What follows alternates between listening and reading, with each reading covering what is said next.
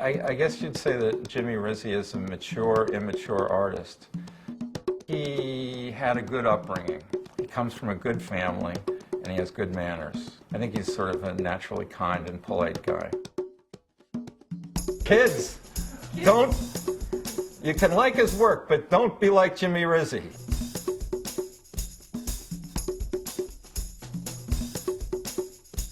Jimmy Rizzi was my cellmate. I mean, foursome mate. We started, I think we met on the golf course, actually. Jimmy liked playing with me because he could take money off me on the golf course. I think if there's a connection between drawing and golf, it's repetition.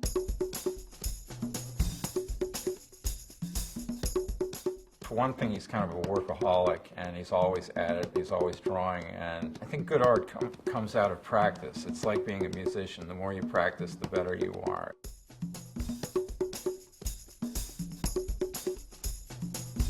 Just constantly being productive, and I guess it's just reflected by his body of work. Has been very, very productive. He always comes up with something to do.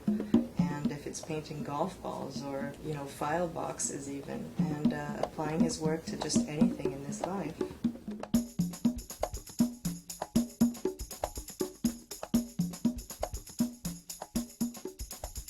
Well, I was born and raised in New York. It's my hometown, and it's where I currently live. And I love New York. I'm proud to be a New Yorker. I think it's a place that has invited different types of people from all over the world, all different types of cultural backgrounds, and we live in peace there. We have fun. There's a lot to do, and we seem to live with a very harmonious spirit in New York, liking each other's differences rather than holding it against one another.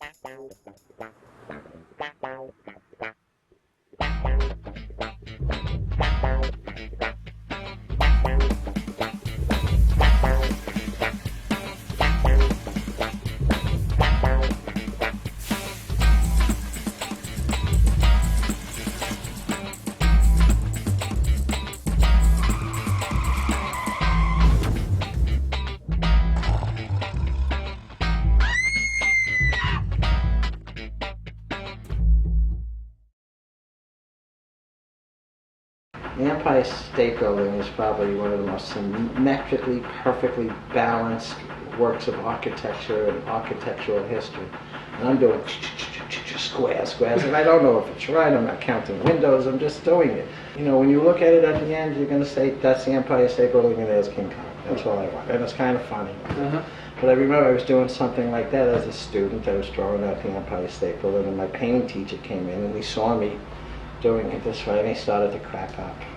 And he named the guy that built the Empire and all that. And he said if he ever saw that, he'd be like dying, because it's like so tediously perfect, every aspect of that building. And here you are drawing it in 10 minutes.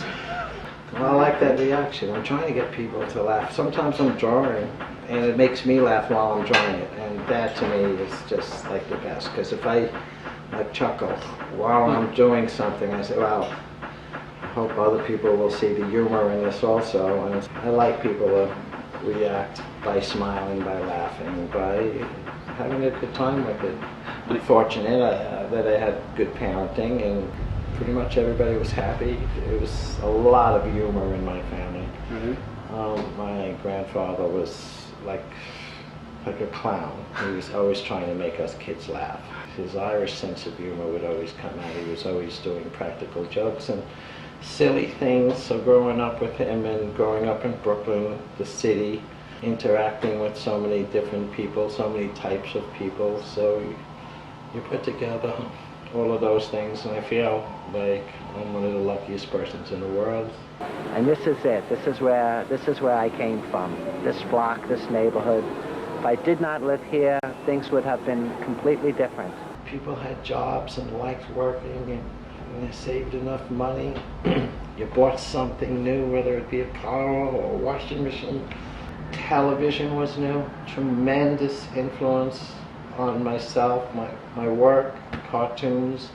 As a kid, I was the first generation watching cartoons every Saturday morning everything had this commercial cartoon-like quality, like this, like just eating a box of cereal in the morning. You'd pour your cereal and then you'd stare at the box. If you send for this, you can get this toy, and it was always so colorful. It was orange or pink or blue, and all of those things just like being like imprinted into my life, into my brain.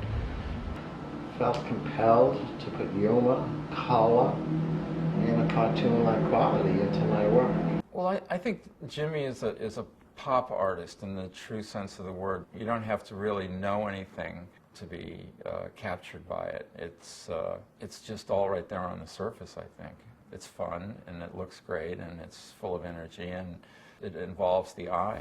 There's always so much going on inside of each picture. I mean, every, I guess, square inch has a whole life to tell. And you could just look at the picture all day long and get something new from it.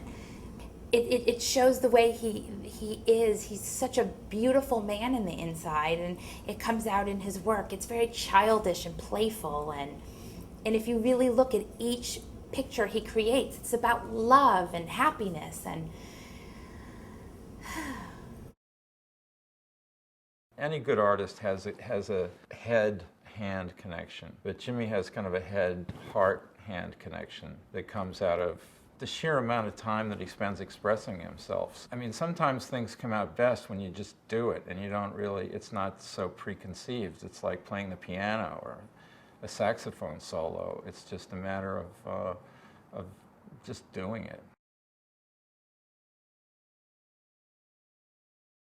I think that I like the really intensely detailed cityscape kind of pieces as much as I know Jimmy thinks they're a pain in the ass to make, because they remind me of being high on pot. I've always liked my work with a lot of things to look at, and using city subject matter, I can use a lot of things that I experienced growing up in the city, and I could use a lot of color. My work is very linear, so it gives me an opportunity to use as much line as possible. My work itself is very influenced by cartoons. I mean, I grew up with Mickey Mouse and Walt Disney and that sort of thing, but I like all the contemporary cartoons, and I am a big fan of The Simpsons. I think they're very funny.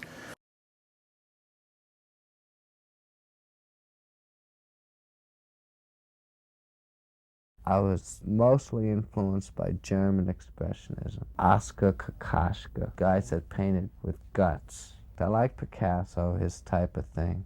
One artist that stands out in art history that I looked at and was tremendously influenced, I would guess it would be Jean Dubuffet. When I saw his work and I saw how loose and primitive, and I just felt like I thought like he did. Because of my background, I might use his type of line and his style, but I'll take off and use my subject matter differently and just arrange it differently and play around with it till I get to the point where I'm completely different.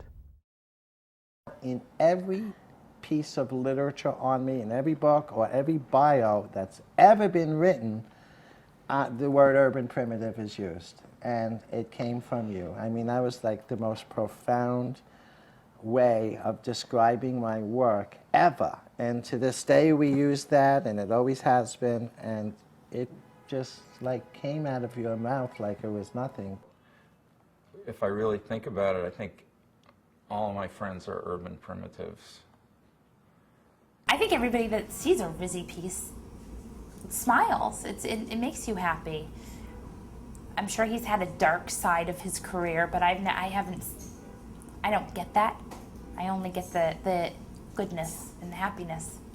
You sometimes resent it when everybody says, "Oh yeah, Jimmy, you make such happy paintings." But it's the wrong way of describing well, it, I know think. exactly how you feel. Yeah, I embrace all the aspects of emotions in my life. Yeah, and your paintings do too. And my paintings, I think, do reflect that.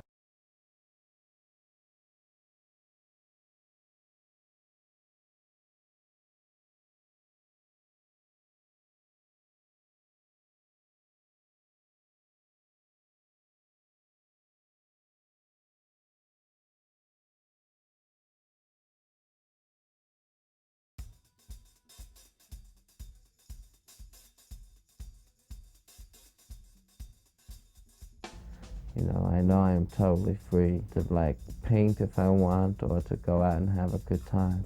And when I'm out talking to people and gallery people and street people and dealers and just in the process of marketing my work, that's when I meet people, new people. It may be women, it may be guys, it may be young, old, whatever. I may get invited to parties.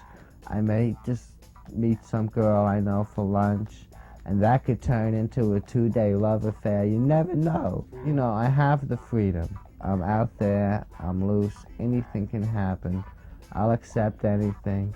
When I'm having a good time, I'll get right behind that and flow with that as long as it's lasting. As soon as it starts getting boring, I'd rather be doing my work, so I come home and I work. Most artists have a difficult time selling their art because it's something they're just not used to. It was a very easy thing for me to do, convince people to buy my work. I always was out there selling my work at all times to my teachers, students, anybody that would buy my prints, I would sell it to. And it starts out on like a personal level, I think. Convincing people on a one-to-one basis that your work is good. People buy my work because they like it and they want to hang it up in their homes. People directly relate to the work itself, and that's why I think I've been successful. Even though my work might turn out to be a very good investment, and people that buy it years ago find out that it's worth a lot more money in the future, I don't think that's what they are considering when they are buying my work. I think they just like it. I'd like to be able to like do enough artwork to get it marketed throughout the world. I'd like people to be able to buy my work that don't usually buy art. I was just checking to see how many things we need. Well, we need a lot. Yeah, Okay, got great. plenty for you. I've been working hard. I like having a general appeal in my work so that everybody likes it. And I want everybody to be able to afford it. All right. Let's check. I'm not sure what other things we need All right. coming up, so you want to check the drawer. You know, you have to get paid for your time. Right now I'm doing things that take a lot of time. But I would like to see my prints a lot cheaper, you know, and by doing silk screens and having other people print them, more people will be able to have them. And then I can always do that special, specific 3D things for people that really like specific things and have a lot of money and can afford things that take a lot of time. And the flat, by the sea has been a good piece too. You want me to write you a check now, or you want to? Can you do that? Sure. Oh, great. Fantastic. That's what I like to hear. Money. Yeah, we brought Jimmy down. We had this idea that for Jimmy to do the cover because we had met and become friends, and I think we had a couple pieces of your work maybe. I think your condition was you would do the cover, but we had to fly you down to the Bahamas. Something like that. The early 80s was a productive time, and it seemed like you could sort of think of an idea, within the next couple of days accomplish it.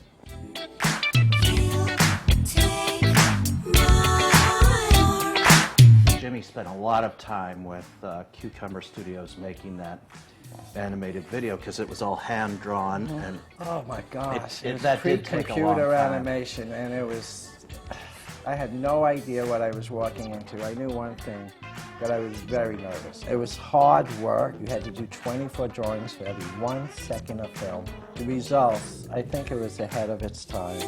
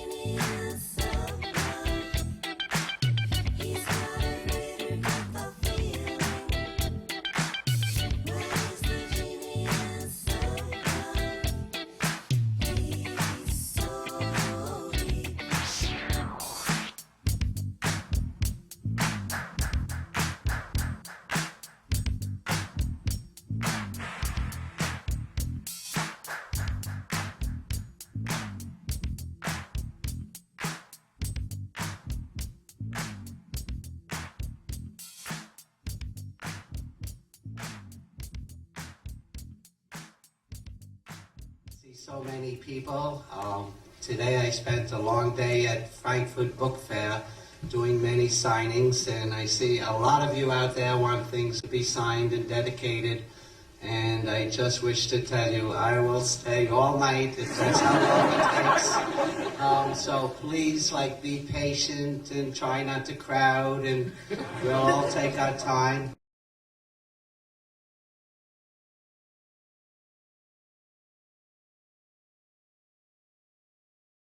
I think you have to dream, and you have to not care about the consequences, and you have to love what you do, and you're doing it for that reason. You're not doing it for money and fame. You hope that happens, and if it does, great. Yeah.